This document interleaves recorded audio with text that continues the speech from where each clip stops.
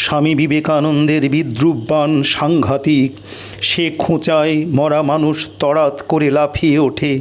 তিনি বলতেন, তোরা চলমান শ্মশান, তোরা চুনকাম করা কবর, তোরা জানিস কেবল স্যাঁতসেঁতে ঘরে ছেঁড়া কাঁথায় শুয়ে বছরের পর বছর শোরের মতো বংশবৃদ্ধি করতে। যাচ্ছি যাব, হচ্ছে হবে, এ বিবেকানন্দের কথা নয়। তার কথা এসপার নয় ওসপার। গুডি গুডি মানুষ তার কাছে বিষাক্ত তুল্য। রোমারোলা লিখছেন, বিবেকানন্দ দারুণ ব্যাধিতে ভুগছিলেন। ওই ব্যাধি ছিল শক্তির আধিক্য। নমুনা এরকম: দুনিয়াকে আমূল বদলে দেব, নক্ষত্র রাশিকে কড়মড় করে চিবিয়ে খাবো, ত্রিভুবনকে জোর করে টেনে তুলে ফেলবো।